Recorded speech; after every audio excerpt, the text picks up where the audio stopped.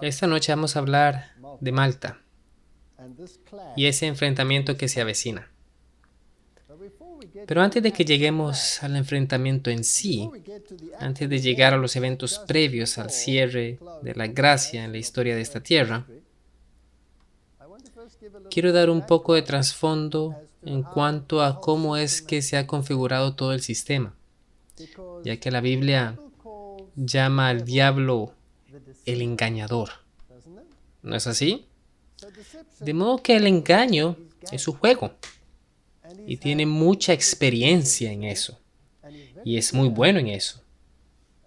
Y ha aprendido un par de trucos en el tiempo que ha pasado.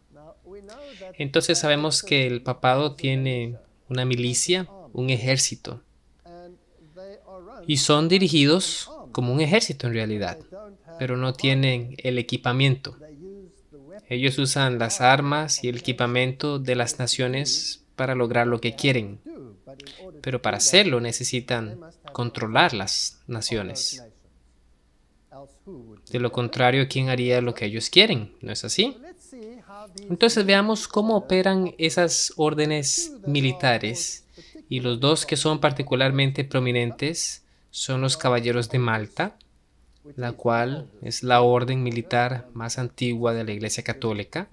Existe desde antes de las cruzadas. Y luego los jesuitas, quienes se volvieron especialistas en supervisar las operaciones. Y ellos recibieron sus órdenes de marcha cuando la crisis que enfrentó la Iglesia de Roma estuvo en el punto más alto de su historia. Y si vamos a Roma y vamos a la iglesia de Jesús, que es la iglesia de los jesuitas, es un edificio magnífico. Si miran el frente, hay dos estatuas allí. Una es de Ignacio de Loyola y la otra es de Francisco Javier, dos de los padres fundadores de la orden jesuita. El otro es Pierre Fabre, de modo que las naciones estaban bien representadas. Y aquí Ignacio está parado sobre una mujer, aplastándola bajo sus pies. Obviamente sabemos que en el sentido bíblico una mujer es una iglesia, de modo que dos de los padres fundadores están parados sobre dos movimientos principales. La probabilidad de que representen a los luteranos y a los calvinistas es bastante alta.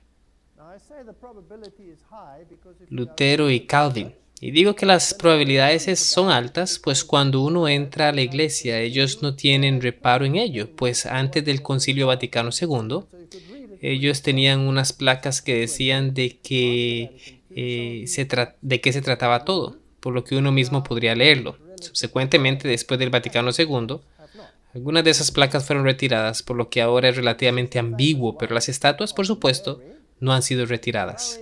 Esta es la famosa estatua de María lanzando a las dos personas que parecen que los lastimaban, en este caso John Hus y Martín Lutero, y los están lanzando fuera del cielo. Y ayudándola está este pequeño querubín aquí, quien está arrancándole páginas a los escritos de Martín Lutero y probablemente también a los de Hus, despedazándolas en el proceso. Entonces las escrituras están siendo erradicadas por María. Ahora, como ustedes saben, María es considerada como mediadora de toda la gracia y la abogada del pueblo de Dios. Entonces, aquí hay otra mediadora, pero la Biblia dice que solo hay un mediador entre Dios y los hombres. Pero bueno, además María, claro está, nació inmaculada para ellos, lo que significa que es sin pecado. Pero la Biblia dice que ella nació bajo la ley, como cualquier otra mujer, que ella estaba bajo la condenación de la ley. Si ella estaba en este estado inmaculado, entonces quiere decir que Jesús no descendió totalmente. Y también niega, por supuesto, el plan de salvación. Pues si Dios podía declarar a una persona como inmaculada, sin necesitar la sangre expiatoria, entonces podría hacerlo por todos. Entonces, en la teología católica, la expiación, el derramamiento de sangre, no era algo necesario para la salvación. La expiación no es esencial. Fueron las buenas obras de Cristo las que contribuyeron a la expiación. Pero a esas buenas obras le pueden ser añadidas las buenas obras de los santos. Por supuesto, las de María también. Entonces es una cesta de buenas obras de las que la Iglesia Católica puede sacar. De modo que esta teología niega a Jesucristo en el sentido de haber muerto por nosotros. Niega la expiación. Es un asunto muy serio. Ya hemos tenido una charla al respecto, pero entonces, para dejar bien claro cómo es todo, tenemos esta estatua aquí, no en esta catedral en particular, sino en la de Loyola. Aquí Ignacio está parado sobre Martín Lutero, y Lutero tiene las escrituras en sus manos, pero están cerradas. E Ignacio tiene en sus manos un documento que es mariano. Entonces, por el poder de María, erradicará a Martín Lutero o a la Reforma Protestante, y particularmente a las Escrituras. Ahora, teniendo en cuenta que estoy en Canadá, pensé que sería bueno recordarles que ellos consideran tan importante esto de erradicar completamente el protestantismo, que erigieron la misma estatua aquí en Quebec, como recordatorio a la nación protestante de Canadá, que esté en clave, que esté en el centro de todo. Está dirigido por la filosofía que eventualmente erradicará el protestantismo. Y creo que podemos ver claramente en el mundo la manera brillante en la que han desarrollado su estrategia. Ahora, tenemos que saber con qué estamos lidiando, porque esto no es una denominación cristiana contra otra. Estamos hablando de dos ideologías diametralmente opuestas. Y tenemos que regresar al gnosticismo. El gnosticismo eleva al hombre al nivel de la deidad y niega la necesidad de la salvación en la deidad máxima, que es Jesucristo. Entonces es una religión humanista. Ahora, si uno va a la biblioteca gnóstica, encuentra que la tradición hermética representa un linaje de gnosticismo helenístico no cristiano. Esto viene de la fuente principal para que entendamos de dónde viene todo esto. Esto es filosofía griega. La tradición en sus escritos datan de al menos el primer siglo antes de la era común, que antaño se conocía como antes de Cristo. Y los textos que poseemos fueron todos escritos antes del segundo siglo de la era común. Los escritos que sobrevivieron de la tradición, conocidos como Corpus Hermeticum, el cuerpo hermenéutico de escritos, se perdieron ante el latín del occidente después de la Edad Clásica, pero sobrevivieron en bibliotecas bizantinas orientales. Su descubrimiento y traducción al latín durante final del siglo XV por la corte renacentista italiana de Cosmico de Medici proveyó una fuerza influyente en el desarrollo del pensamiento y la cultura renacentista. Entonces, esto es directamente de la fuente y de ahí lo sacamos. ¿Y cómo llegó a tomar posesión del Vaticano? ¿Cómo fue que llegó a la posesión del Vaticano? Esa es la pregunta, pero bueno, la clave está en Cosimo de Medici. Ahí vemos a los Medicis, una familia medieval muy prominente. Eran los reyes y reinas. De sus flancos salieron linajes también papales. Esta era la familia Medici, una familia fascinante.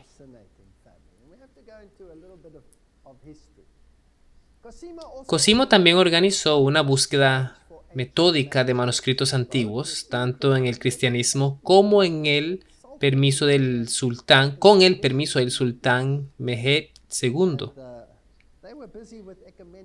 Ellos estaban ocupados con concilios ecuménicos acerca de las visiones de la Iglesia del Oriente y Roma, y este proceso logró obtener permiso para reunir todos esos antiguos manuscritos griegos que hablan sobre gnosis, escritos por los padres herméticos, los padres griegos de las religiones antiguas. Y él fundó una biblioteca donde reunió todos los manuscritos sobre ocultismo. Él estaba bien preparado para la oportunidad única que se le presentó en 1439, cuando tuvo éxito en provocar que el concilio ecuménico se moviera de Ferrara a Florencia. En Colencia de Florencia y su más importante éxito en relaciones exteriores fue apoderarse de esos manuscritos. No tenemos que leer todo el documento, pero básicamente son las enseñanzas de los antiguos griegos que habían estado perdidas para el mundo occidental. Ahora, si vamos a otra fuente, la cual es una fuente genérica, Wikipedia, nos dice quiénes eran la casa de Medici.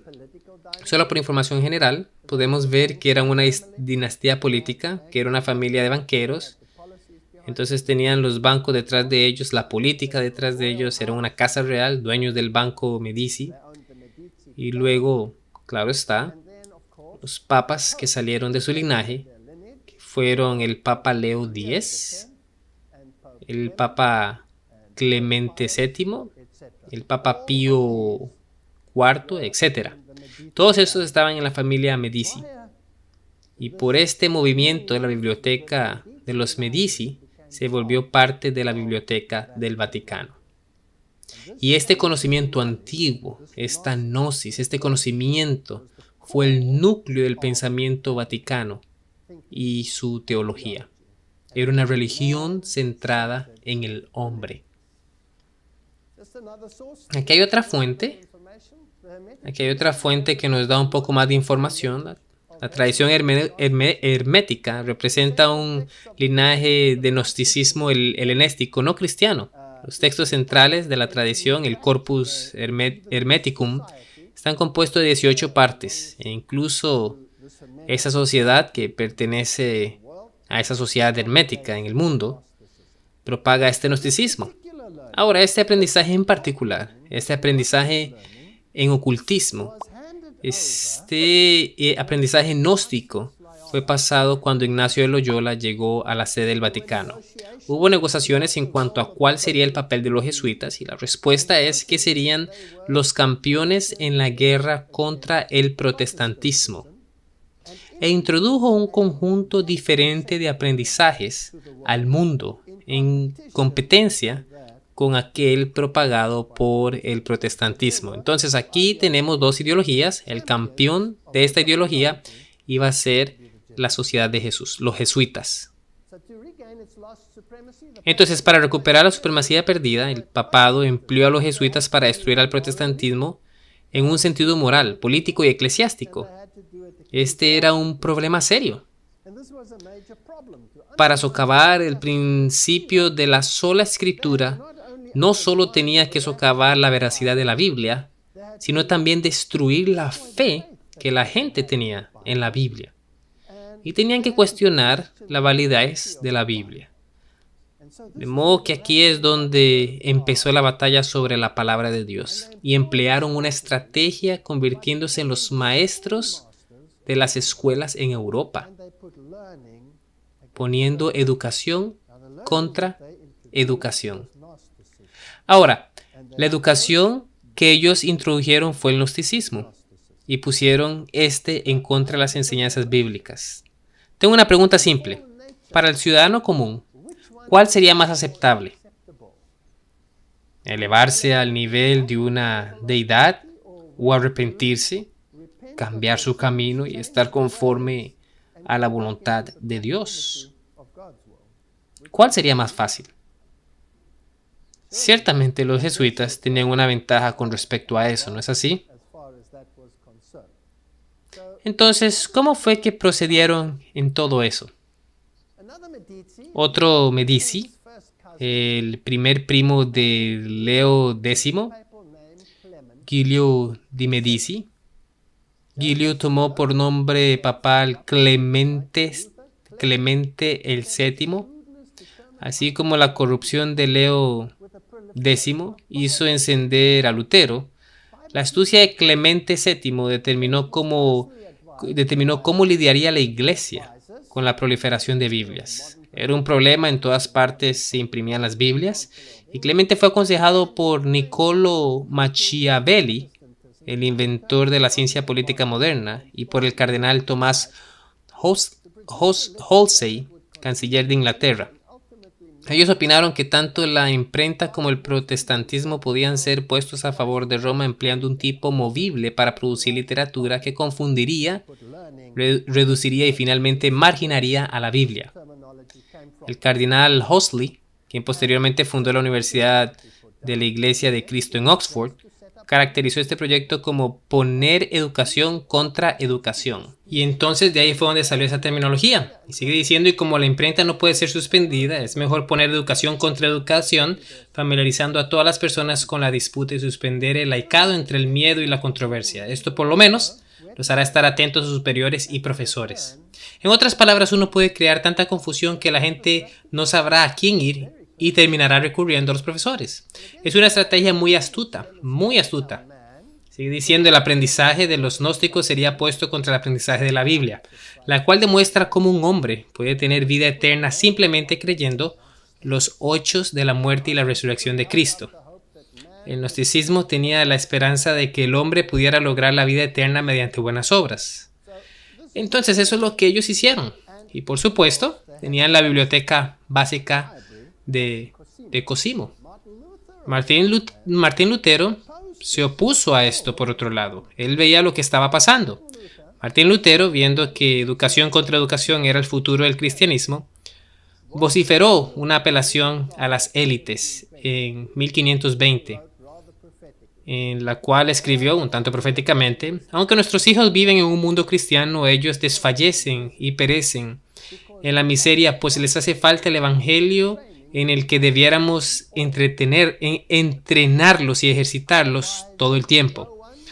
No le aconsejo a nadie que ponga a su hijo donde las escrituras no tengan máxima autoridad. Escuchen cuidadosamente esas palabras. Las escuelas se convertirán en puertas abiertas al infierno si no graban fielmente las sagradas escrituras en los corazones de los jóvenes. Toda institución donde los hombres no estén cada vez más ocupados con la palabra de Dios está condenada a volverse corrupta. Pensar que todas las universidades empezaron como instituciones religiosas y hoy están todas corruptas cuando se refiere a enseñar la verdad.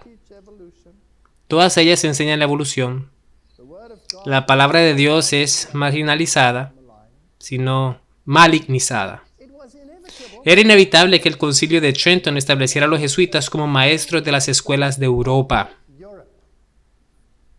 En varios países en Europa se iniciaron esas escuelas, como en Portugal y Europa, y eventualmente tenían una red de aprendizaje contra aprendizaje.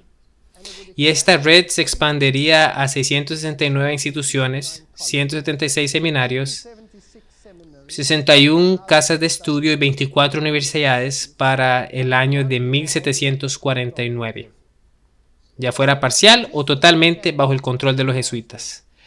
Entonces los jesuitas se convirtieron en los maestros de las escuelas en Europa, donde el drama y la actuación y el gnosticismo se convirtieron en la norma.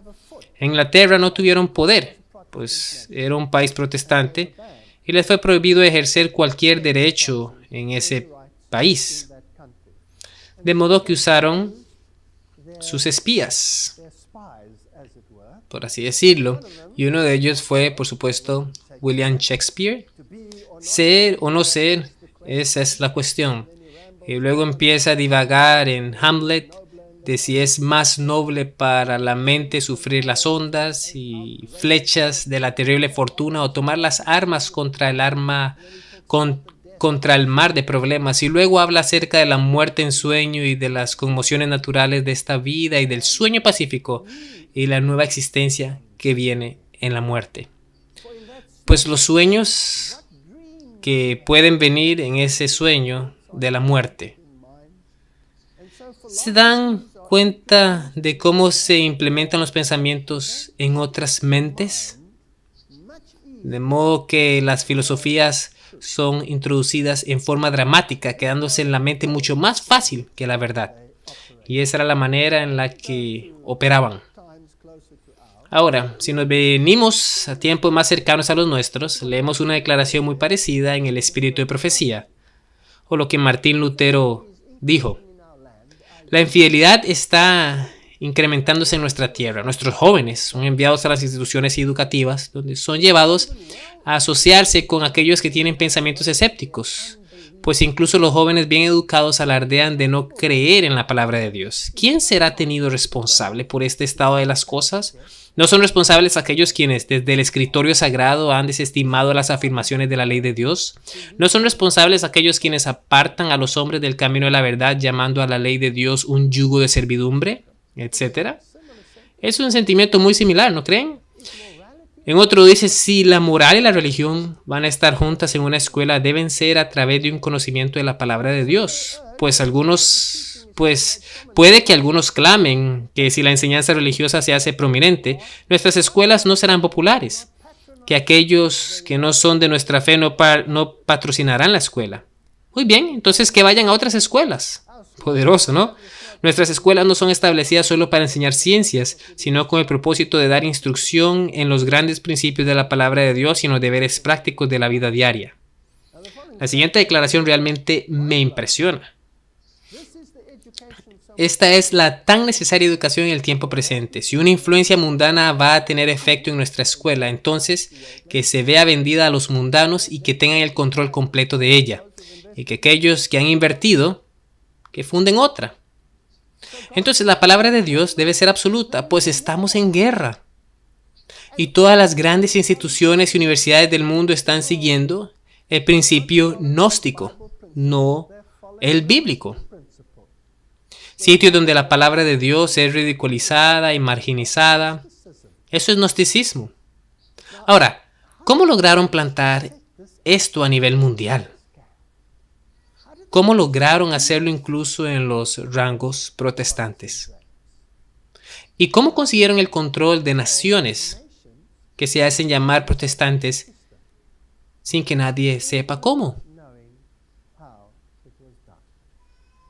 Se necesita una mente brillante para hacer algo así, ¿no lo creen?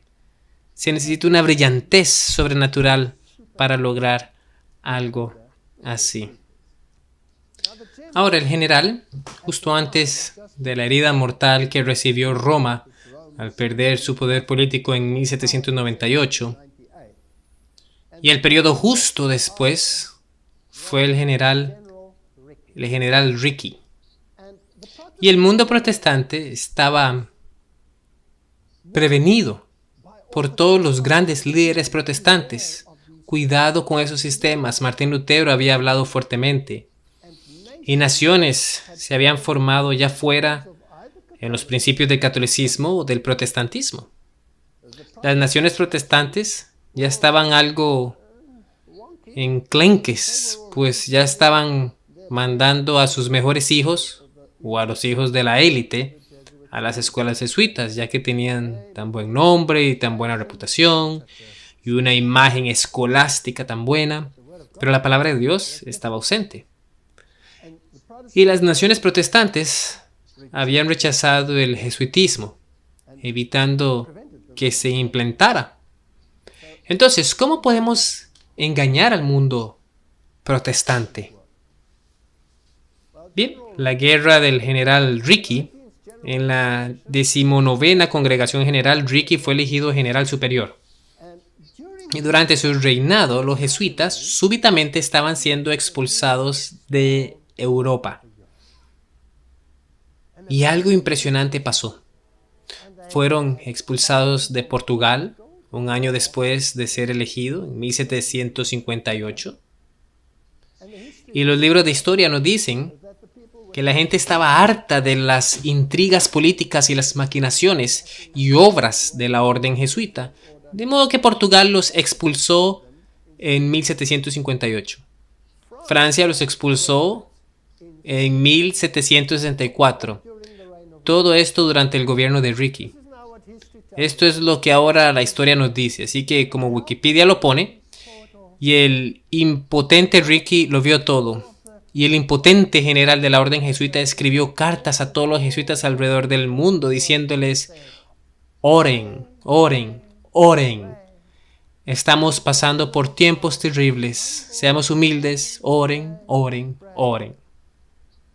Ahora, tengo una pregunta. Estas naciones que expulsaron a la orden jesuita, una tras la otra, ¿eran naciones protestantes o católicas? Ahora, ¿quién controlaba la moral, la estrategia y el pensamiento de esas naciones? ¿No era la Iglesia Católica Romana? Pues había una división enorme entre el protestantismo y el catolicismo. Entonces, las naciones protestantes se unieron entre ellas y las católicas se unieron a su iglesia. Entonces, ¿quién mejor para organizar esto que el mismo Ricky? Así que ¿es acaso posible que Portugal, y solo hago una pregunta, la historia diría que me equivoco, ¿es posible que Portugal, Francia, España y Nápoles, todos estos países fueron los únicos en supuestamente rechazar a los jesuitas? Pues fue bastante realista, ya que los sacaron en embarcaciones, a todos los que estaban ancianos y frágiles y que murieron en el proceso, los enviaron al Vaticano, y los jesuitas se esparcieron por el mundo secular. Algunos de ellos dejaron la iglesia y se volvieron seculares, algunos se aferraron a su sacerdocio y se volvieron sacerdotes normales, no jesuitas, y la orden jesuita desapareció.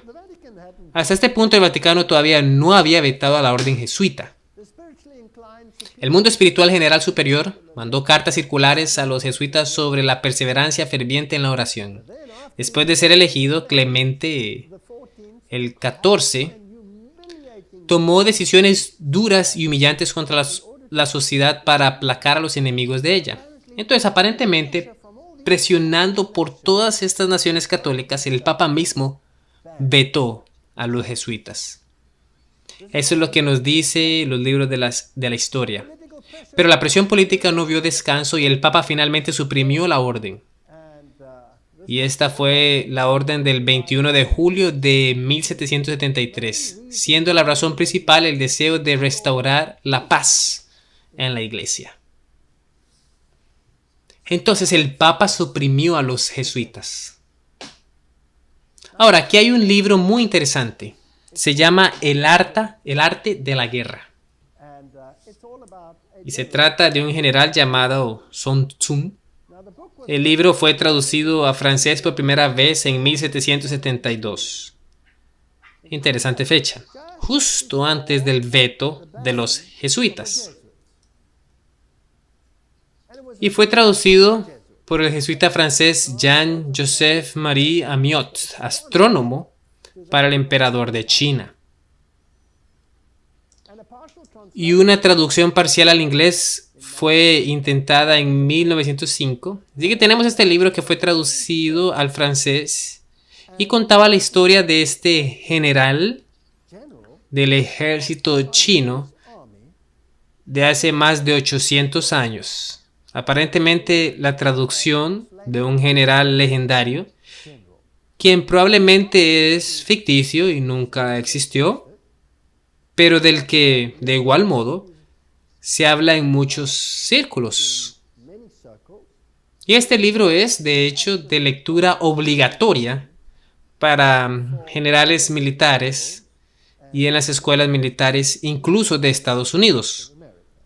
Por lo que debe ser bastante importante si es lectura obligatoria. Así que debemos entenderlo.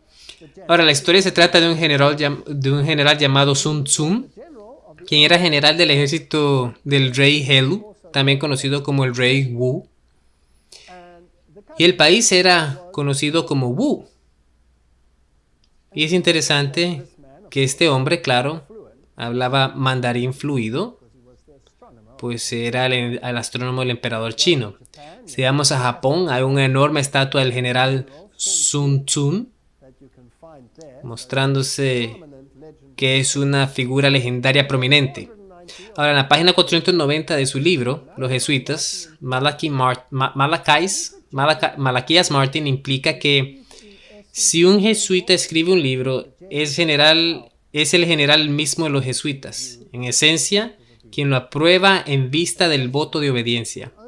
Un jesuita solo saca un libro que representa la perspectiva del general. Pero un jesuita también puede sacar un libro que no solo sea la perspectiva del general, sino los escritos del general en sí. ¿Están conmigo? Entonces, este personaje ficticio puede nunca haber existido y debe ser una alegoría que nos dice algo.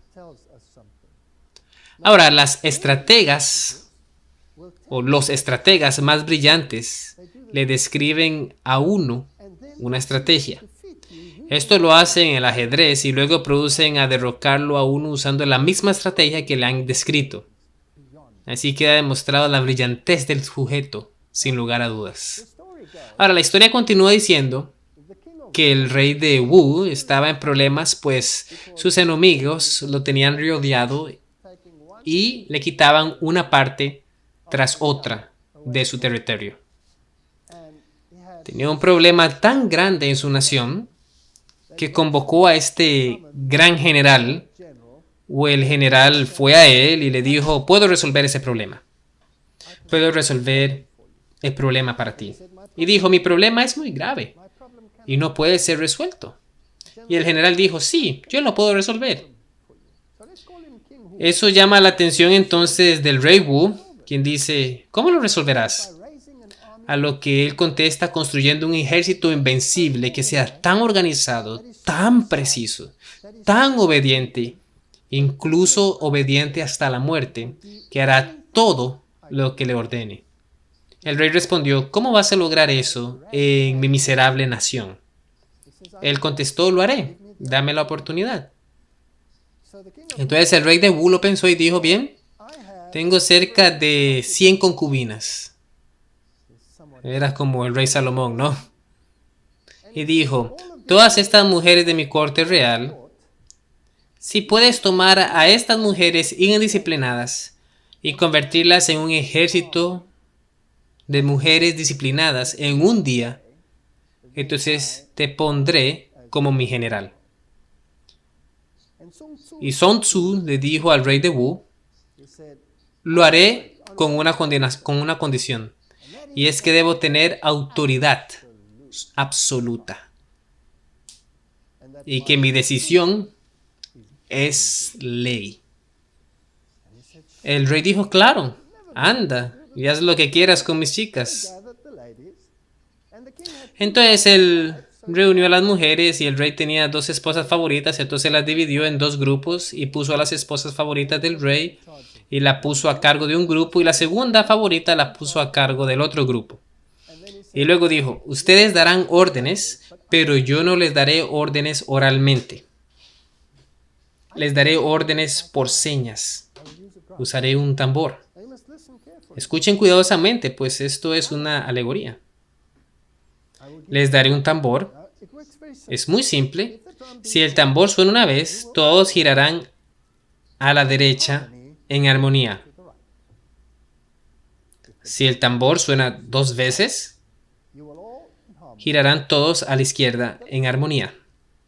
Si suena 3 veces, entonces girarán y quedarán mirando al otro lado. ¿Nos entendemos? Claro que sí. Ahora intentémoslo, entonces dijeron. Entonces le pegan al tambor. ¡Bum! Y entonces giran riéndose y divirtiéndose y él dice: intentémoslo de nuevo. Y repite el ritual. Le pega 1 vez, 2 veces, 3 veces al tambor. Y no hay nada de armonía ni orden. Entonces dice: tal vez no fui claro. Déjenme y les explico de nuevo. Y entonces les explica meticulosamente, de muchas maneras, de modo que no haya cómo no haberlo entendido. Y luego dice, hagámoslo de nuevo. Si el tambor suena una vez, giran a la derecha. Todas a la vez en armonía, etcétera, etcétera, etcétera. Y le pega el tambor. Y una se ríe y la otra hace esto y así, un total desastre. Eventualmente dice, creo que no fui claro. Déjenme explicarles amablemente de nuevo. Entonces repite el proceso. Les explica, les pregunta si todas entendieron, ellas dicen que sí, y pasa por el mismo ritual con los mismos resultados desastrosos. Y luego dice, listo, ustedes saben lo que deben de hacer. Se rehúsan a hacerlo, y como se rehúsan a hacerlo, eso es insubordinación. Y el castigo por insubordinación es la muerte. Entonces, las mujeres que dirigen, vengan adelante, ustedes van a sufrir la pena de muerte. Y ellas ven que habla en serio. Entonces corren al rey de Wu y le dicen, Rey Wu, él va a matar a tus esposas. El rey envía una orden. Este es el rey, él manda una orden, no tocarás a mis 2 esposas favoritas. No lo harás. Y Sun Tzu dice, se me ha dado autoridad absoluta. Y toma su espada y las decapita a las 2 y las hace sacar de ahí. Y escoge a otra mujer de cada grupo y le dice, puedes pararte aquí y tú puedes pararte enfrente de este grupo. Déjenme y les explico el ritual de nuevo. Se los voy a explicar perfectamente. Dice, cuando el tambor suena una vez, giran a la derecha. Si suena 2 veces, giran a la izquierda. Si suena 3 veces, dan un giro completo. ¿Entienden? Y entonces dicen, intentémoslo. ¡Boom! ¿Qué creen que pasó? Obediencia absolutamente perfecta. E hizo el ritual y el rey estaba devastado. Sus esposas favoritas estaban muertas. De modo que decidieron vetar a Sun Tzu. Lárgate, no te queremos. Eventualmente, la situación empeoró tanto en su reino que no tuvo más opción y llamó a Sun Tzu para que viniera y se hiciera cargo de su nación.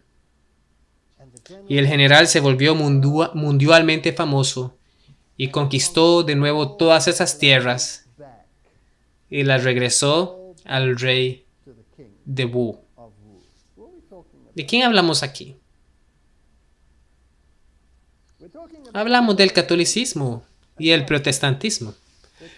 Estamos hablando de que el rey de Wu casualmente es el papa y que Sun Tzu casualmente es el general con autoridad absoluta. Miremos lo que sería una estrategia en el arte de la guerra y veremos algunas diapositivas a ver dónde nos llevan. Él tiene unos planes y los divide en categorías. La primera es poniendo los planos. Solo voy a mencionar lo más destacable. El punto 18 es: todas las guerras se basan en el engaño. ¿Es eso bíblico? ¿Cristo usó engaño en su guerra contra el enemigo? ¿Sí o no? No. Entonces el engaño es una estrategia que no es de Dios, sino del enemigo de Dios. Todas las guerras se basan en el engaño. Por tanto, cuando seamos capaces de atacar, debemos aparentar no serlo. Cuando usamos nuestras fuerzas, debemos parecer inactivos. Cuando estamos cerca, debemos hacer creer al enemigo que estamos lejos. Cuando estamos lejos, debemos hacerles creer que estamos cerca. Usen carnadas para atentar al enemigo. Fijen desorden y aplástenlos. Si están tomándolos con calma, no le den descanso. Si sus fuerzas están unidas, sepárenlas. Disculpen, ¿cuántos grupos protestantes había? Unos cuantos. ¿Cuántos hay ahora? Más de 33,000. Atáquenlos cuando no estén preparados. Aparezcan cuando nadie los espere. Y luego en el punto 26 dice, el general que gana una batalla hace muchas preparaciones en su templo antes de la batalla. Tengo una pregunta. ¿Los generales tienen templos o fuertes? Barracadas, lo que sea. Ellos no tienen templos. Un templo es un sitio donde se realicen sacrificios para ofrenda. Entonces este no es un general ordinario, es un sacerdote general. Y el único lugar donde podemos encontrar tales es en los jesuitas de hoy y en los caballeros de Malta. Esos son sacerdotes generales. Y el máximo general que los gobierna es el general jesuita. Entonces él se sienta en su templo y hace planes. Ahora, ¿cómo pelea la guerra? Un general sabio se enfoca en aprovechar al enemigo.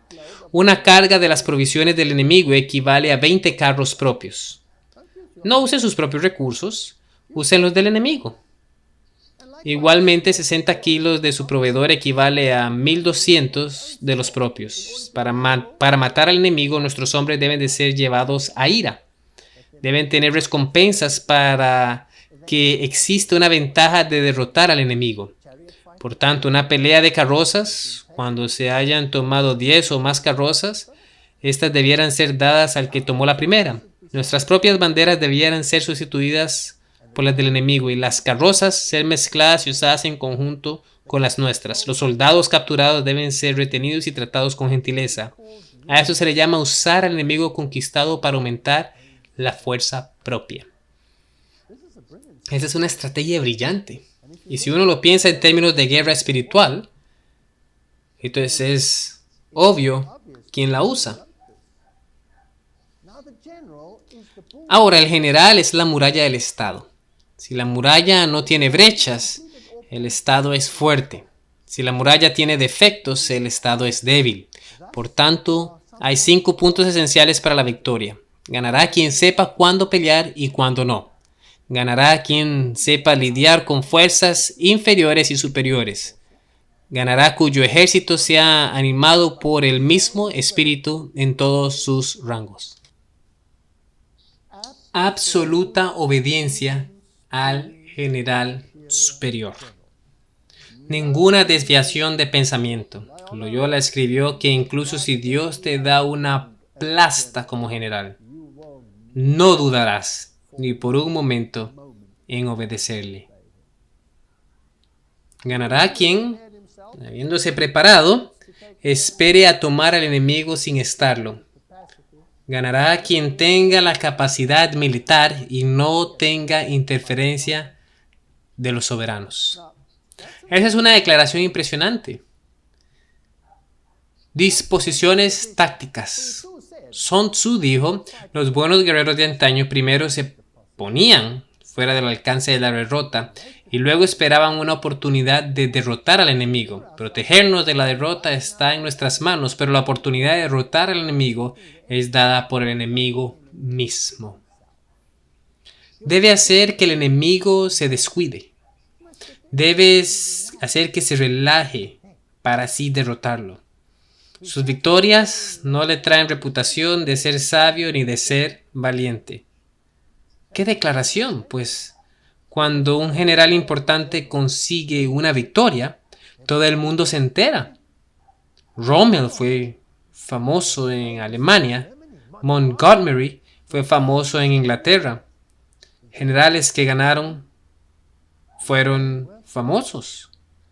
Pero este general, sus victorias no le ganan reputación ni de sabio ni de valiente, pues nadie ni siquiera escucha su voz, solo se escucha el sonido del tambor. Uno no sabe quién toca el tambor, lo hace sigilosamente. Gana sus batallas al no cometer errores.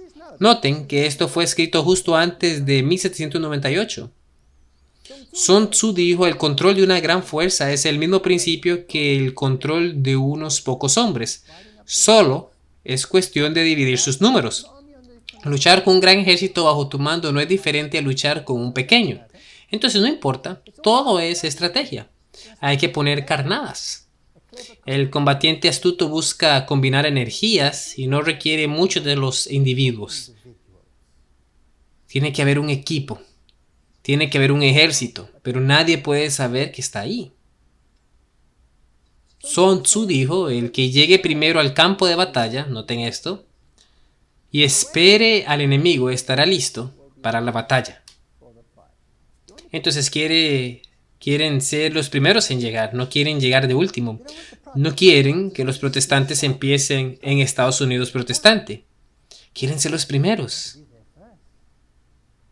Quieren llegar primero, quieren que piensen que otros empezaron cuando en realidad ellos lo empezaron. Oh, arde divino de la sutileza y el secreto. ¿Qué dijo Jesús acerca de los secretos? Nada he hecho en secreto. Nada. Nada. Oh, arte divino de la sutileza y el secreto. Sun Tzu dijo, en la guerra el general recibe sus órdenes del soberano. Que tus planes sean tan oscuros e impenetrables como la noche. Y cuando te muevas, cae como un rayo. Nadie debe saber lo que haces. Hay caminos que no deben seguirse, ejércitos que no deben ser atacados, ciudades que deben ser asediadas, posiciones que no deben ser peleadas. Escuchen con cuidado.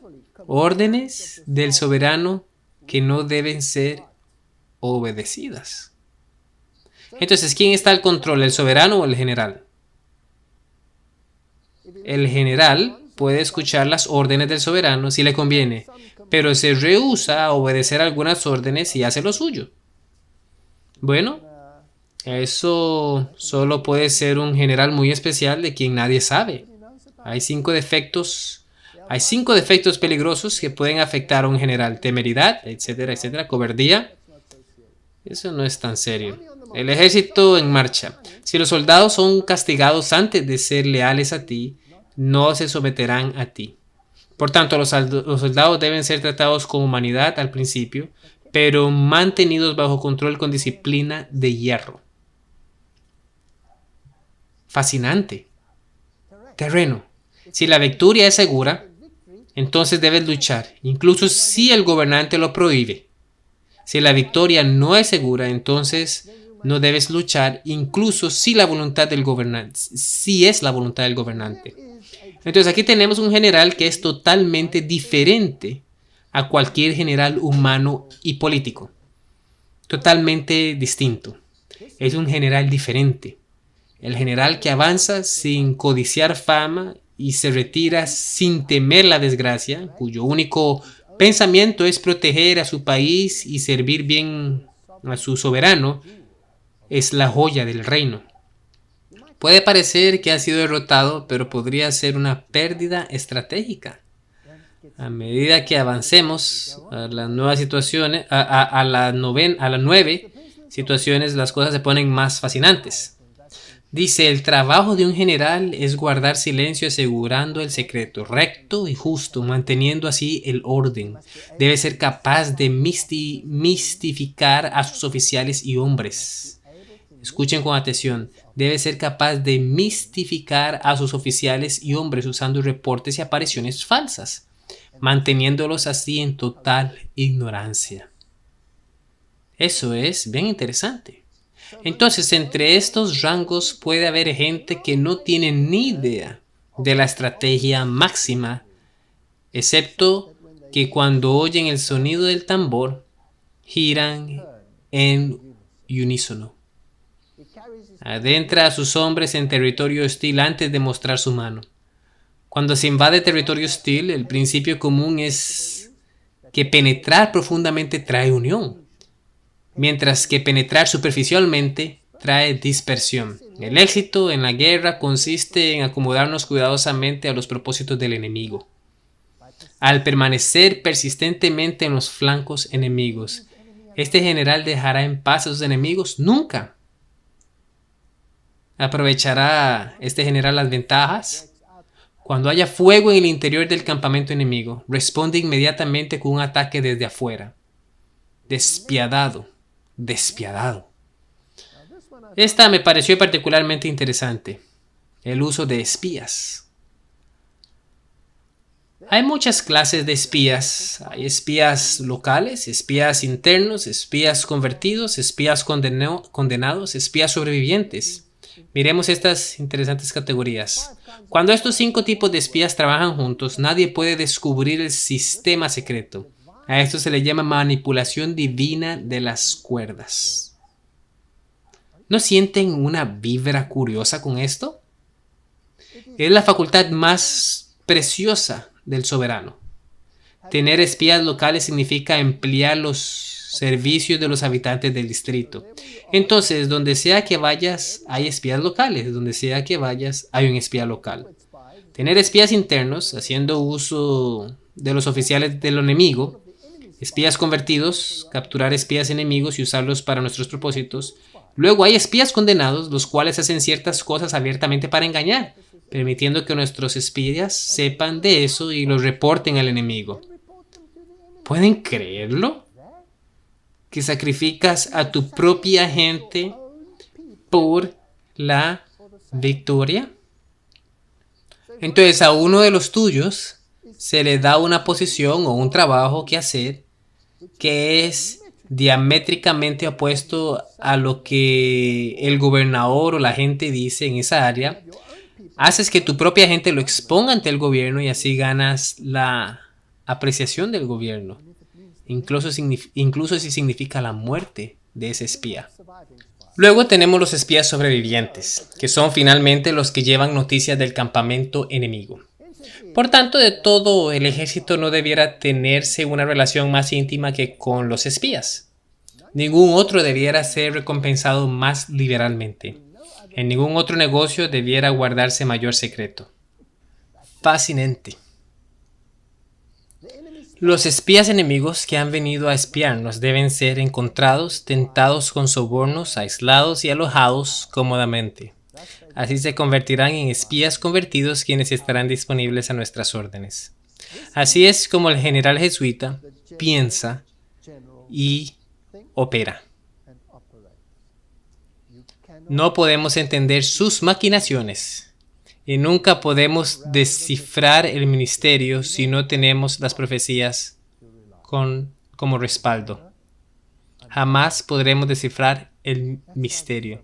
Por eso hay tanta confusión. ¿Quién es el enemigo? Nadie sabe ni siquiera si hay un enemigo. Es a través de la información traída por el espía convertido que somos capaces de adquirir y emplear espías locales e internos. Es debido a esa información, nuevamente, que podemos hacer que el espía condenado lleve noticias falsas al enemigo. Finalmente, es por su información que el espía sobreviviente puede ser usado en los momentos designados. Entonces, los espías están en todas partes. Entonces, el nombre del juego es Engaño, Engaño, Engaño. Este libro fue publicado cuando el general Ricky estaba al mando. Entonces, él entendió. Probablemente él lo escribió en realidad. Ahora, la historia nos dice que este pobre general fue rechazado y su sociedad fue rechazada en el mundo católico. Eventualmente fue vetado por el Papa y puesto en prisión. Una prisión muy lujosa, una iglesia enorme al lado del Vaticano, con un túnel bajo tierra conectado al Vaticano hasta el día de hoy. Si la sociedad de Jesús pudiera conquistar, aunque se creyera muerta, ¿no podría su general superior hacer lo mismo? Cuando Lorenzo Ricky murió en su celda en el castillo de San Angelo, en noviembre 24 de 1775, ¿qué pasaría si su muerte no fuera más física que la supuesta disolución de su ejército? Se sabe de místicos menores que Ricky, quienes han secretamente comandado a los rosicrucianos que han muerto y luego resucitado en el momento oportuno. Entonces aquí está el general de los jesuitas. Lo ponen en la cárcel justo antes de 1798. La Biblia me dice que la bestia del mar parecía tener una herida de muerte. No decía que tenía una herida de muerte. La Biblia dice que una de las cabezas parecía tener una herida de muerte. ¿Qué si esa herida de muerte fuera una estrategia por el mayor general de ese tiempo? La mente brillante del general Ricky. Ahora vamos a Estados Unidos en este tiempo en particular, cuando el general estaba supuestamente encerrado para luego morir. Durante el otoño de 1775, el Congreso autorizó un comité conformado por Benjamin Franklin, Thomas Lynch. Ahora, por favor, noten el problema. La Iglesia Católica y los jesuitas no son bienvenidos en las naciones protestantes. Aquí tenemos una nueva nación surgiendo. Es una colonia de Inglaterra, donde los jesuitas están vetados. Y en esta nueva tierra inician una organización donde habría libertad de religión, la tierra libre. Por eso requiere una constitución en particular. Ahora, la libertad de religión también significa, naturalmente, que los jesuitas no pueden ser vetados bajo tal constitución. ¿Están conmigo? Es una constitución muy astuta. Pues si les das la libertad a todos, también a esta gente se le debe permitir operar. Entonces Benjamin Franklin, Thomas Lynch, Benjamin Harrison y George Washington, todos ellos, ya fueran ocultistas deístas o masones de alto grado, se reunieron y decidieron que iban a hacer guerra contra Inglaterra si era necesario y a declararse independientes y necesitaban tener una bandera, por lo que crearon el llamado Comité de la Bandera. Este comité viajó a Cambridge, Massachusetts. Allí, de acuerdo al único registro conocido de sus reuniones, dado en el libro de Robert Allen Campbell, Nuestra Bandera, el comité misteriosamente compartió su autoridad con un completo desconocido. Este desconocido era un transeúnte europeo anciano únicamente conocido como el profesor. Había llegado de lugares desconocidos al final de verano. ¿Será posible que fuera el prisionero del castillo San Angelo? Supuestamente cautivo en su prisión, teniendo acceso a su rey de Wu para tener conversaciones y luego escabullirse para supervisar la formación de una nueva tierra y el máximo derrocamiento del protestantismo verdadero y del protestantismo de ese tiempo en un movimiento brillante. Entonces nos dice amplio tiempo para administrar la elección del papado. Él estuvo ahí para relajarse, empacar un par de cosas, morir la muerte del filósofo y hacer un viaje de 3 meses al puerto de Boston. Desde su llegada, el profesor había ocupado una habitación de huéspedes en un lugar privado en Cambridge, cuya anfitriona, una de las discípulas más sinceras e inteligentes, lo recordaría de su diario, citado en el libro de Campbell, como un miembro de la familia callado y muy interesante. Entonces aquí se reúnen los dirigentes. Ahora, los puestos de gobierno ya habían sido establecidos. Vamos a ver cómo habían sido establecidos y por quién en un momento. En julio 3 de 1776. Ese es el día antes de la firma de la Constitución. Julio 4 es una fecha especial hasta este día, ¿no es cierto? John Adams tomó un bolígrafo y rápidamente escribió una carta a su esposa Abigail. Adams era un escritor de habilidad, concentración y confianza masórtica. Todo lo que alguna vez escribió no tuvo que ser corregido. Nunca se atascaba con las palabras. Nunca las editó. Luego dijo ayer, que sería el 2 de julio, el 2 de julio, se decidió la mayor cuestión que jamás haya sido debatida en Estados Unidos. Mayor aún tal vez que cualquiera que haya sido decidida entre los hombres. fue aprobada una resolución sin que una sola colonia se opusiera, diciendo que estas colonias unidas tienen por derecho poder total para hacer guerra, concluir la paz, establecer el comercio y realizar todo demás acto y cosa que otros estados puedan legalmente hacer. El segundo día de julio de 1776 será hecho más memorable en la historia de Estados Unidos. Nadie celebra el 2 de julio, todos celebran el 4. Ahora, Manly Palmer Hall es un historiador masón muy prominente y sus libros son muy conocidos en la masonería. Él escribe una historia interesante, y cito: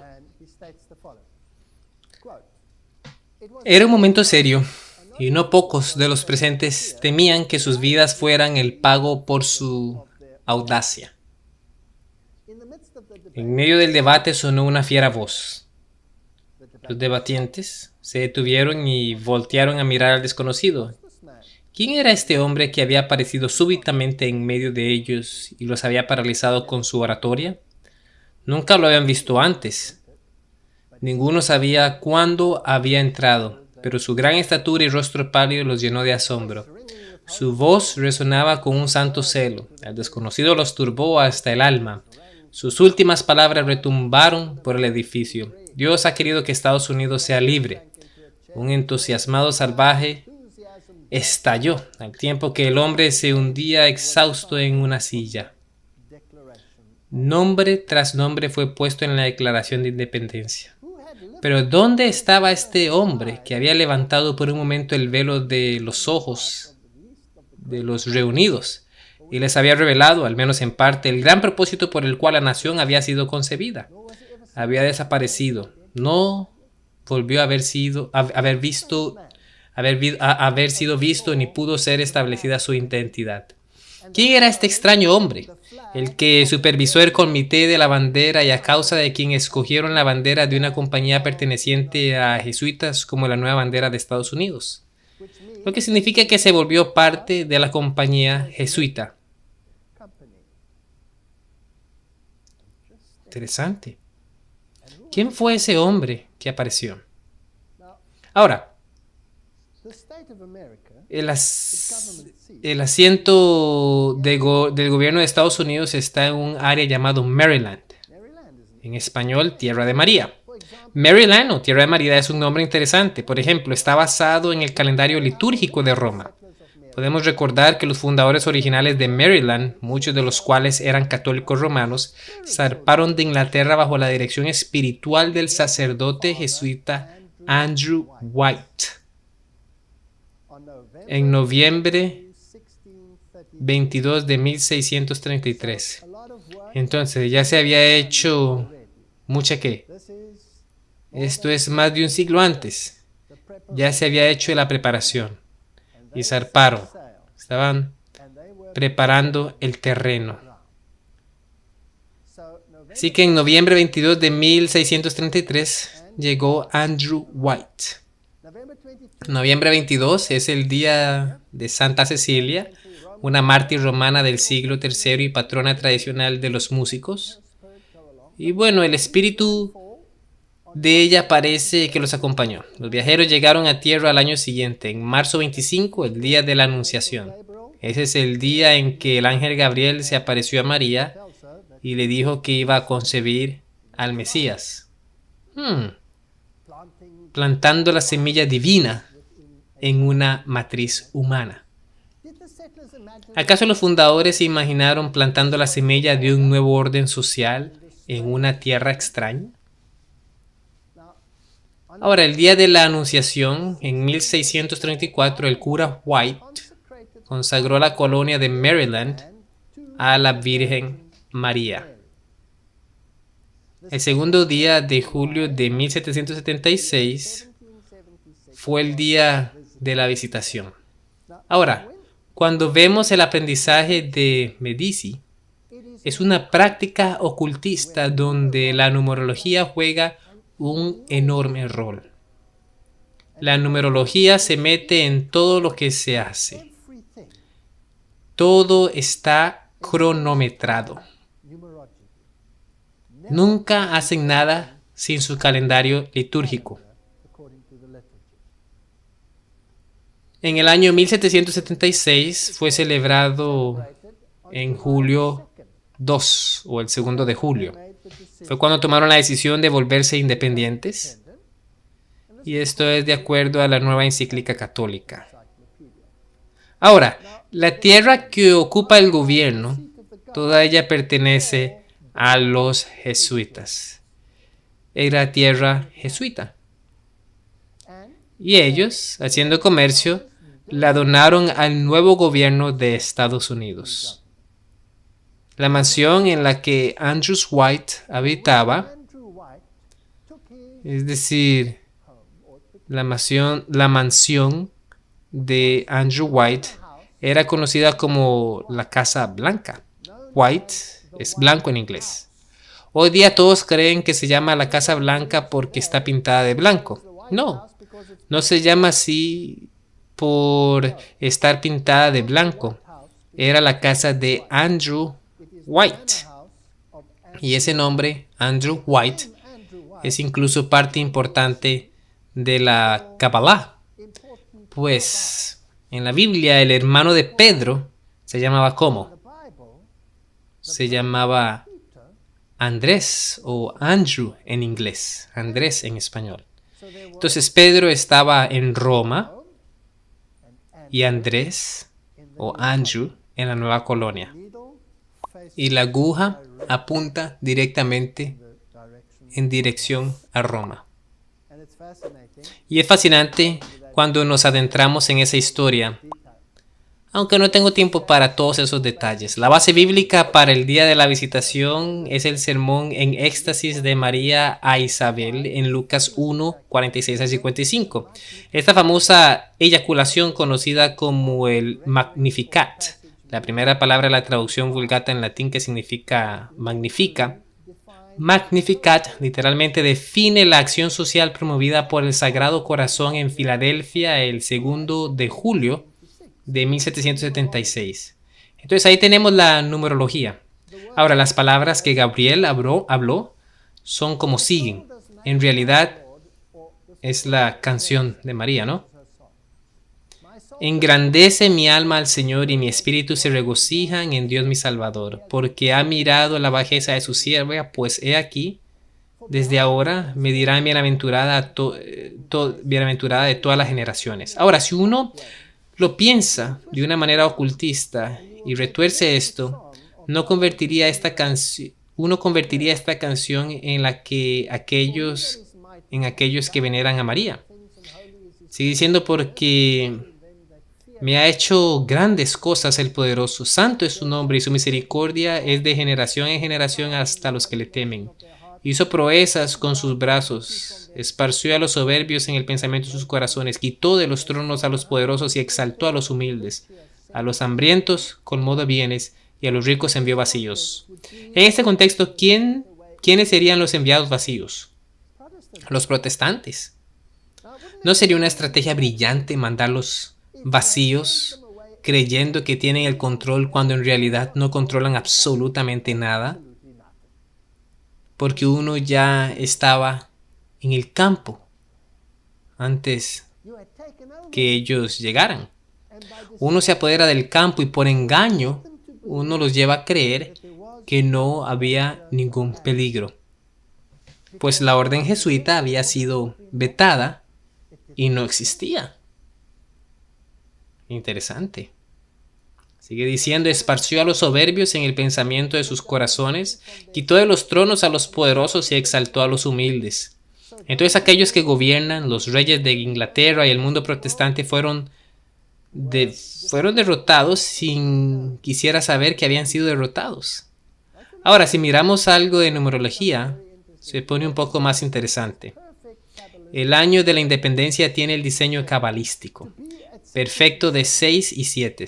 Estar en 6 y 7 es una expresión ocultista. Hoy día la usan para decir que no sabemos en dónde estamos parados, no sabemos qué hacer, no sabemos qué decidir. Eso es lo que el enemigo quiere destilar. Uno no sabe qué pasa, uno no sabe qué quiere hacer. Si lo miramos Esta es la numerología que se pone en la base del dólar. Es el año 1776, escrito en numerales romanos. Si lo miramos, MDC en numerología es 1600. Entonces hay 1, 6, 0 y 0. Solo contamos el 1 y el 6, lo cual da 7, pero también puede ser el 6. CLX 160, 1 más 6 nuevamente da 7, pero también es 6. Y luego 16, el 16, 1 más 6 nuevamente da 7. Pero no solo es eso, los números también tienen una numerología distinta. Él vería una encapsulación del mismo origen de la sociedad de Jesús, pues MDC oficialmente significa también Milice du Christ, el cual es el nombre oficial de los jesuitas y de los caballeros de Malta. Es la milicia cristiana, el ejército de Roma. Entonces, esa es la designación oficial. Esa es la primera parte, la clasificación oficial de los caballeros templar y de la Sociedad de Jesús. Luego MDC también produce Medici, el apellido familiar de Leo X, el cual era papa cuando hubo la confrontación con Lutero. Fascinante. CLX especifica la era de Ignacio, la cual ha sido llamada por historiadores el siglo de Leo X. Ahí tenemos. Y luego los últimos 3 números son el siglo de Leo el décimo, el siglo XVI. Entonces ahí está todo, los que realmente controlan y gobiernan los Estados Unidos. Bien, bien. Quigley nos dijo en la charla pasada que hay un pequeño grupo de élites que gobiernan el mundo y yo soy parte de ese grupo. ¿No dijo eso? Todos los países estaban expulsando a los jesuitas y mandándolos a todas partes. Para 1775 la supresión fue completa y Ricky estaba supuestamente en la cárcel. En agosto 17, esto es lo que nos dicen los libros de historia, en agosto 17 Ricky, el desafortunado general, fue enviado a prisión al castillo San Angelo, que tenía un túnel bajo tierra para poder tener sus reuniones con el Papa. Él languideció por 2 años sin poder siquiera celebrar la misa o recibir visitantes. O al menos eso es lo que dice la historia. Eventualmente murió el 24 de noviembre de 1775, después de 15 años como general. Bien, bien fascinante. Él testificó hasta el fin que la sociedad era inocente. Por orden del Papa Pío VI, noten, por orden del Papa Pío VI, su solemne funeral fue hecho en la iglesia de San Giovanni de Fiorentini. Su cuerpo fue llevado al Gesù, escrito con una G, de acuerdo al latín, unos cientos de metros aparte y fue puesto a descansar en la cripta con los generales que le predecieron. Sin embargo, el encarcelamiento, la muerte y la carta de supresión de Ricky no causaron el fin deseado para la sociedad. La carta solo era válida en los países donde había sido oficialmente promulgada. Entonces ellos no murieron completamente, habían naciones en las que permanecían, pero este general estaba supuestamente muerto y el que lo mandó a enterrar no fue otro más que Pío VI. Ahora, si miramos a Pío VI, ¿qué pasó con él? Él fue el papa que fue capturado por el general de Napoleón y el papado murió y el Vaticano perdió su club político. Esta es una estrategia brillante. ¿Quién puede luchar contra un enemigo muerto? Ya no existe. Parecía tener una herida mortal. Una estrategia bien planeada en las élites para quitar al enemigo haciéndolo invisible y luego detrás del telón, cuando el otro menos lo espera, ese enemigo está ya esperando en el campo y ha tomado el control de lo que ellos creen es el punto fuerte, maestro. Es definitivamente una estrategia brillante.